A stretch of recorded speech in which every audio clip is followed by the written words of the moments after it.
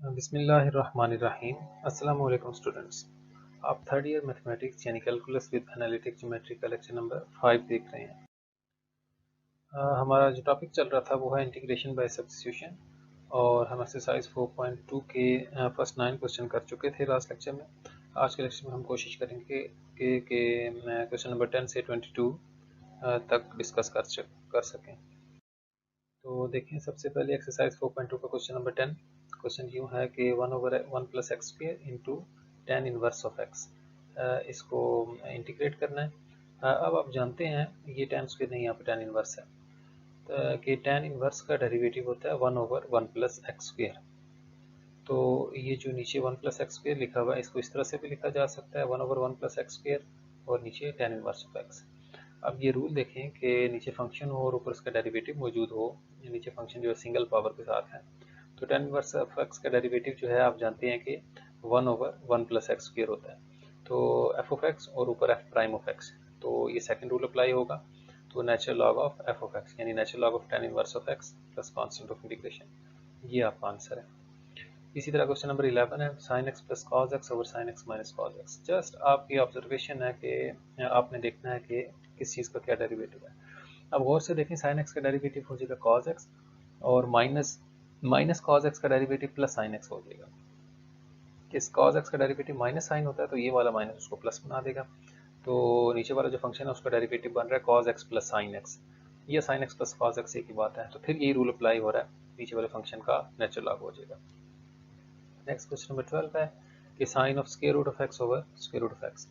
तो देखें, आपको अगर ये अच्छी प्रैक्टिस हो ना डेरिवेटिव्स की, तभी आपको इंटीग्रेशन आपके लिए इजी होगी।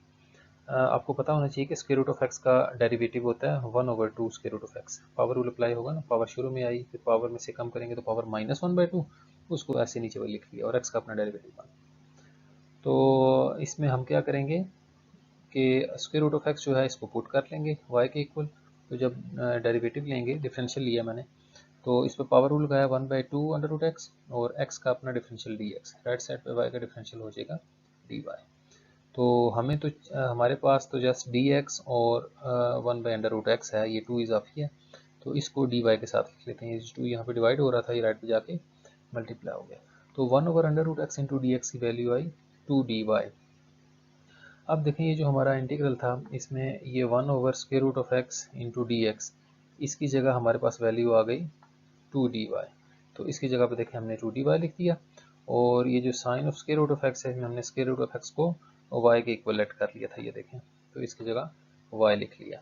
तो आसान सा हमारा इंटीग्रल बन गया कि integral of sine y into 2dy। अब ये 2 कांस्टेंट है, इसको इंटीग्रल से बाहर लिखा जा सकता है। साइन y का इंटीग्रल होता है माइनस कॉस y। तो ये इंटीग्रल आ गया, लेकिन हमने अपनी आसानी के लिए सब्स्टिट्यूशन की थी, अब वापस बैकवर्ड सब्स्टिट्यूशन करेंगे, तो y की जगह स्क्वायर रूट ऑफ एक्स लिख दिया और ये आपका आंसर है। नेक्स्ट जो क्वेश्चन नंबर 13 है वो है square root of e power 2x plus e power 3x।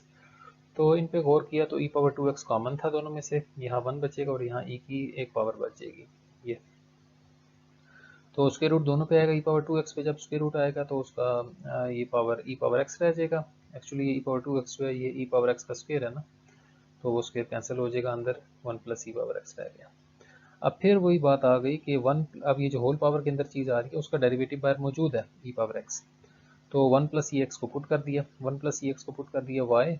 तो जब डिफरेंशियल लेंगे तो 1 का 0 हो गया, e पावर x का e पावर x और x का अपना dx और y का डिफरेंशियल dy। तो क्या बन गया, e पावर x और dx ये मिलके dy बन जाएंगे। तो ये देखें, ये रहा e पावर x और ये है dx, इन दोनों को मिला के इन दोनों की जगह पे हमारा आ जाएगा dy, और ये जो स्क्वायर रूट के अंदर 1 प्लस ई पावर एक्स था इसको हमने y लेट कर लिया था, तो वो स्क्वायर रूट ऑफ y बन जाएगा। अब स्क्वायर रूट ऑफ y का मतलब है y की पावर 1/2, इस पर पावर रूल अप्लाई हो जाएगा, पावर में ऐड करेंगे 3/2 और उसी पावर से डिवाइड कर देंगे, ये 3/2 पलट के 2/3 बन जाएगा और y पावर 3/2, ये हमारा आंसर है। जस्ट y की वैल्यू वापस पुट कर देनी है, y को हमने इस दफ़ा लेट किया था 1 प्लस ई पावर एक्स, तो y की जगह 1 प्लस ई पावर एक्स लिख दिया। तो ये आपके क्वेश्चन नंबर 13 था। नेक्स्ट देखें, क्वेश्चन नंबर 14 है, उसमें इंटीग्रल दिया गया है 1/e power x plus e power minus x. ये जो ई पावर माइनस एक्स है इसको लिखा जा सकता है 1 ओवर ई पावर एक्स। अब यहाँ पे एलसीएम लेंगे, जब एलसीएम लेंगे तो ये ई पावर 2x हो जाएगा +1, और ये जो नीचे वाला ई पावर एक्स था ये ऊपर मल्टीप्लाई हो जाएगा। ये देखें ये ऊपर मल्टीप्लाई हो गया, और ये जो ई पावर एक्स से ई पावर एक्स मल्टीप्लाई हुआ था तो ई पावर एक्स का स्क्वायर हुआ था। एलसीएम लिया बेसिकली नीचे, और वो जो थर्ड डिनोमिनेटर था उसको ऊपर मल्टीप्लाई कर दिया।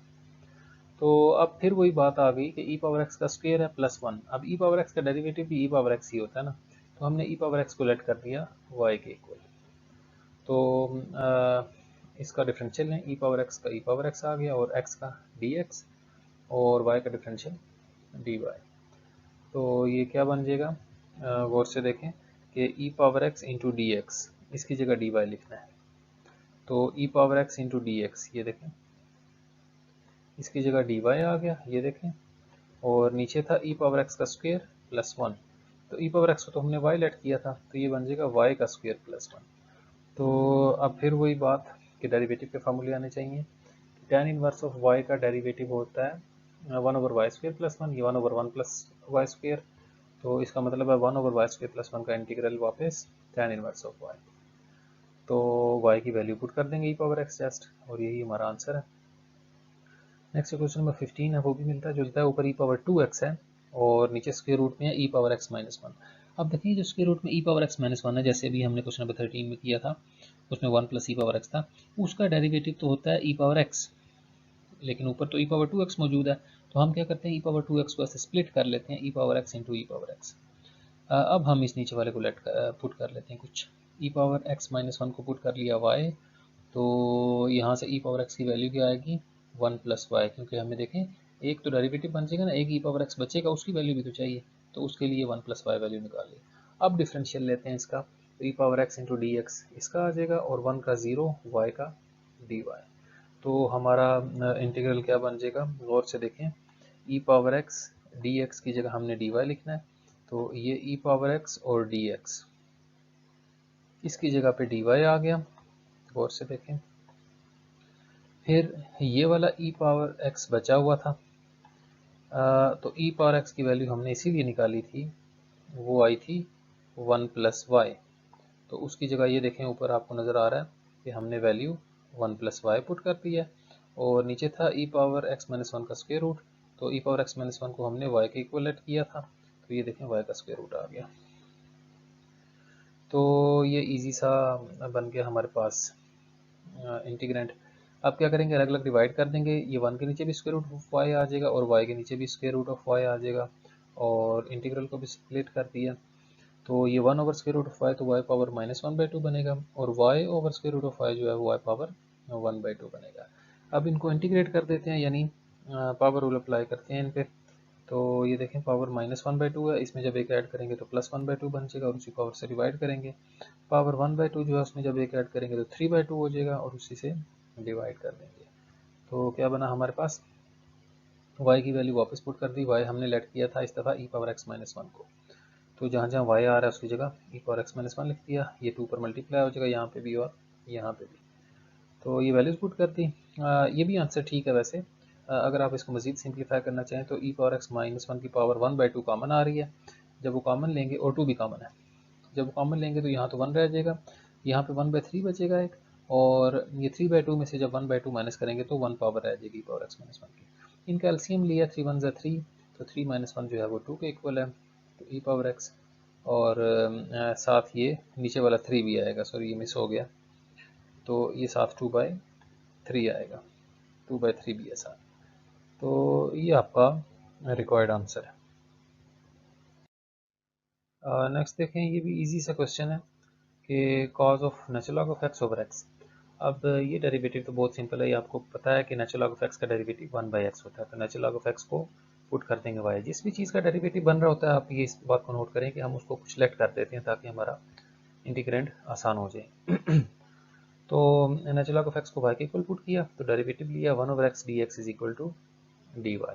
तो ये जो 1 over x into d x था, इसकी जगह ये जो पूरा है इसकी जगह डी वाई लिख देंगे, और ऊपर cos of natural log of x जो था वो कॉज ऑफ वाई बन जाएगा, तो cos of y d y, cos y का इंटीग्रल होता है साइन वाई, और वाई की वैल्यू आखिर में वापस पुट कर देंगे नेचुरल लॉग ऑफ वाई। तो ये यूँ था, सिंपल सा क्वेश्चन है। इसी तरह क्वेश्चन नंबर 17 है, ये भी पूरा पूरा डेरिवेटिव बना हुआ है, जस्ट पावर रूल लगाना है। 18 देखें, इसको देखिए आप 17 कर लीजिएगा। 18 में x+2 over square root of 2x² plus 8x+5। अब हमने गौर करना है कि ये जो नीचे स्क्वायर रूट के अंदर ये जो होल पावर में एक्सप्रेशन आ रहा है, इसका डेरिवेटिव कितना बनेगा। तो 2x² का डेरिवेटिव बनेगा 4x और 8x का डेरिवेटिव बनेगा 8। तो 4x प्लस 8 ये डेरिवेटिव बन रहा है। तो 4x प्लस 8 हमें चाहिए, जबकि ऊपर हमारे पास मौजूद है x+2। तो अगर हम इसको 4 से डिवाइड और मल्टीप्लाई कर दें ऊपर वाले इस एक्सप्रेशन को, तो 4 इंटीग्रल से बाहर लिख लिया और जो मल्टीप्लाई करना था वो ऊपर मल्टीप्लाई कर दिया।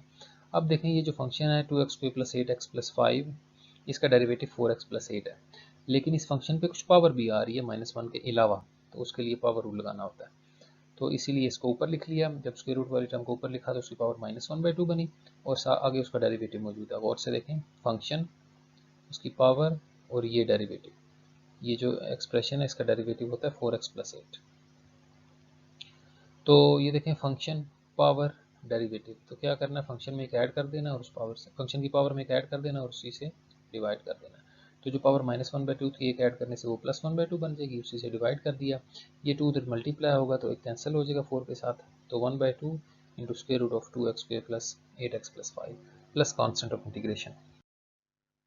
नेक्स्ट देखिए, ये क्वेश्चन नंबर 19 है। इसमें इंटीग्रल है x² माइनस a² का स्क्वायर रूट ओवर x⁴। तो हमने 3 केसेस कल डिस्कस किए थे। जो क्वेश्चन नंबर 2 हमने किया था वो ये वाला था कि अंडर रूट के अंदर x² माइनस a² आ जाए इस तरह से, तो हम x को a सेकेंड थीटा के इक्वल पुट कर देते हैं। तो जब x को a सेकेंड थीटा के इक्वल पुट करेंगे तो dx किसके इक्वल आएगा, a कांस्टेंट ऐसे ही आ गया, सेकेंड का derivative second theta into tan theta और थीटा का डिफरेंशियल d थीटा। और सेकेंड थीटा यहाँ से किसके इक्वल आ रहा है, x/a के। बिल्कुल सेम प्रोसीजर है जो हमने क्वेश्चन नंबर 2 में किया था। सेकेंड थीटा की वैल्यू है x/a। अब सेकेंड थीटा इक्वल होता है हाइपोटेन्यूज ओवर बेस की, यानी हाइपोटेन्यूज x है और बेस a है। तो पाइथागोरस थ्योरम लगाएंगे तो परपेंडिकुलर का स्क्वायर इक्वल आएगा हाइपोटेन्यूज का स्क्वायर माइनस बेस का स्क्वायर और स्क्वायर रूट। इस तरह से ये p निकाला है मैंने।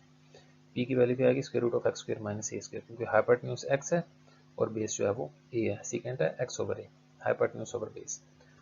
तो इंटीग्रल की तरफ वापस आते हैं। तो ये जो dx लिखा हुआ था यहाँ पे, उसकी जगह ये डिफरेंशियल आ जाएगा a second theta tan theta d theta. तो ये पुट कर देंगे इसकी जगह पे, a second theta tan theta d theta. ऊपर देखें x की जगह पे a सेकेंड थीटा पुट करना था, तो x² है तो a² सेकेंड स्क्वायर थीटा हो गया माइनस a²। नीचे x की पावर 4 थी तो ये उसकी पावर 4 हो गई। अब ऊपर गौर करें, बिल्कुल क्वेश्चन नंबर 2 की तरह, जब a² कॉमन लेंगे तो अंदर बचेगा सेकेंड स्क्वायर थीटा -1, वो tan स्क्वायर थीटा के इक्वल होता है। जब उसका स्क्वायर रूट लेंगे तो a² का square root a tan square theta का square root tan theta, question number 2 की तरह। नीचे ये देखें, एक a कैंसिल हो रहा है, एक a यहाँ से कैंसिल हो जाएगा और 3 पावर्स रह जाएंगी, और इसी तरह एक सेकेंड कैंसिल हो रहा है तो इसकी भी 3 पावर्स रह जाएंगी। ये नीचे देखें, यहाँ पे ये 3 पावर्स हैं और यहाँ भी 3 पावर्स रहेगी। तो क्या बचा हमारे पास, यहाँ से tan थीटा रह गया, नीचे से a की 3 पावर्स थी, अभी एक a ऊपर और आ गया तो एक पावर और कट जाएगी, तो नीचे a की पावर 2 रह जाएगी। उसको इंटीग्रल से बाहर लिख लिया कांस्टेंट को। ये tan थीटा और tan थीटा मल्टीप्लाई हो गया tan स्क्वायर थीटा हो गया, और नीचे सेकेंड क्यूब थीटा। अब इनको सिंप्लीफाई करते हैं। tan स्क्वायर थीटा आप जानते हैं कि साइन स्क्वायर थीटा और कॉस स्क्वायर थीटा के इक्वल होते हैं। ये टाइपिंग की थोड़ी सी मिस्टेक है, यहाँ पे इसको ये ऊपर साइन स्क्वायर थीटा और नीचे कॉस स्क्वायर थीटा, और सेकेंड क्यूब थीटा जो है वो इक्वल होता है 1/cos क्यूब थीटा। सेकेंड जो है कॉस का रेसिप्रोकल है।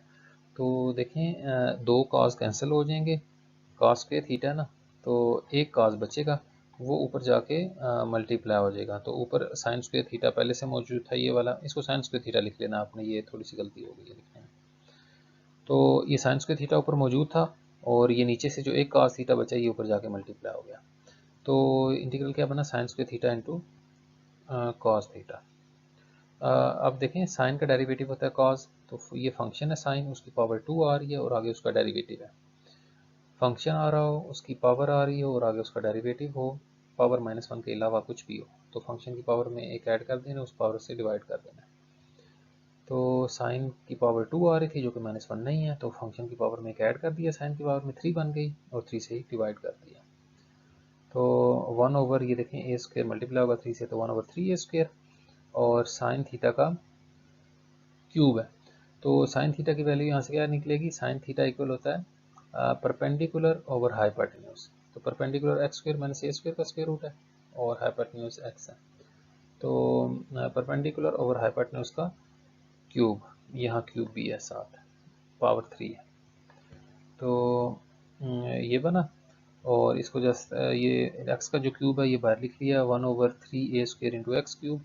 ये जो एक्स स्क्वायर माइनस ए स्क्वायर पे स्क्वायर रूट है, ये एक्चुअली पावर 1/2 है, ये जब 3 से मल्टीप्लाई होगी तो पावर 3/2 बन जाएगी, और ये हमारा आंसर है।